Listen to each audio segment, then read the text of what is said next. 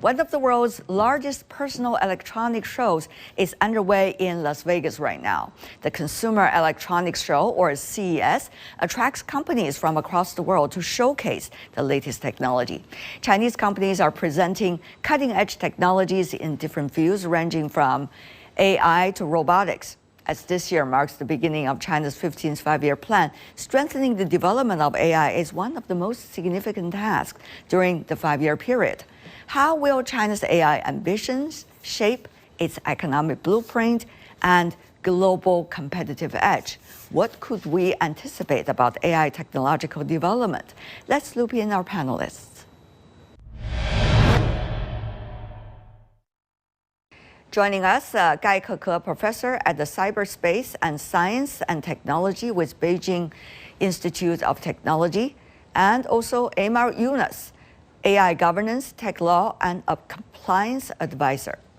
How important it is for scholar, technicians, and also innovators to interact with one another, such as an event like CES or elsewhere in the world.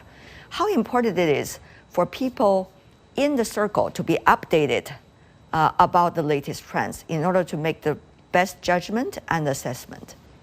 What stands out to me is how this event is evolving over the past couple of years. It is no longer about just consumer gadgets, but it is also about whole AI ecosystem, about robotics, medical technologies, and the practical manifestation of theoretical AI. So the intelligent infrastructures are developing, and the innovators are bringing their products to such events and showcasing them to the world. It also shows that how AI is moving from just a software into some of the physical and tangible product for everyday use. At the same time, the events like this also remind us that innovation is not just enough. We shouldn't just focus on the products, but also should focus on the technology's governance, how the technologies are governed, and how they are scaled responsibly and integrated into the society.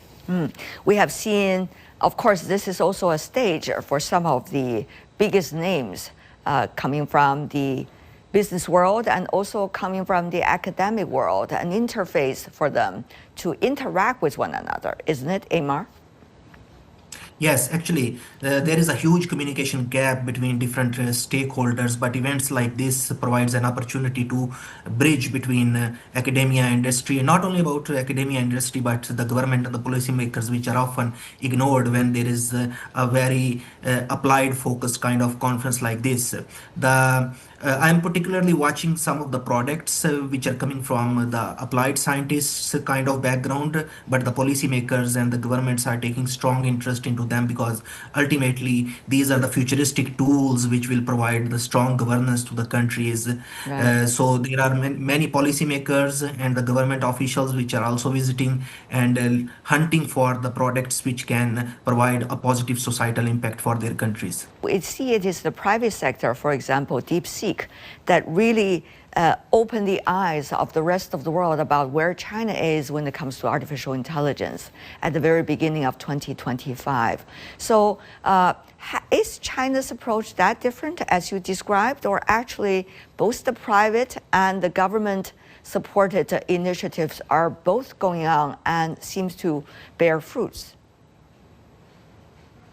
Oh, well, to respond to this question, I think this actually more complicated than it seems to be. For the development of AI technology, we actually have like a lot of support. For example, as I mentioned, from our government. On the other side, from a lot of support from enterprises, and some are from like research institutes, for example, universities or research institutes. Actually, the investment in the fields of AI also differs from like investments in traditional technology fields currently. The development of AI requires a broad environment of interdisciplinary collaboration across, for example, academic disciplines, industries, and talent pools. So this is reflected the fact that many professors and students in AI departments at the universities, Chinese universities, come from like diverse professional backgrounds. So this is also to better serve the development of AI technology. AI startup Hugging Face reported that China developed open source AI models made up of more than 17% of global downloads over the years, surpassed the US share of 15.8% for the very first time. Of course, one number it cannot describe the whole picture, but we are seeing quite an interesting phenomenon or quite an interesting situation ongoing, Amar. They are not just the meaningful achievements for a country, but also shows us that how the whole ecosystem is working and how the technology is representing itself structurally.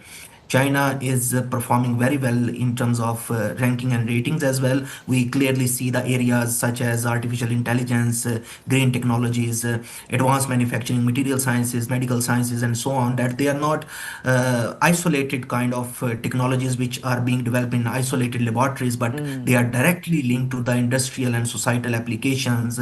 And at the policy levels, there is a strong monitoring mechanisms which are keeping these things on track. So what matter now is not simply maintaining the scale of manufacturing of the technology and focusing on the ranking, but also to ensure that the innovation continues to translate into inclusive and high quality development and global contribution.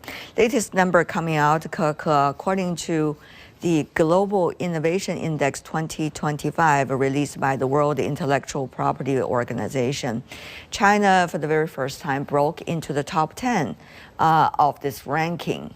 Now, how serious do you think scholars like you will take these rankings, while at the same time, what is the potential you think China has in contributing even more in the world of AI for the rest of the world?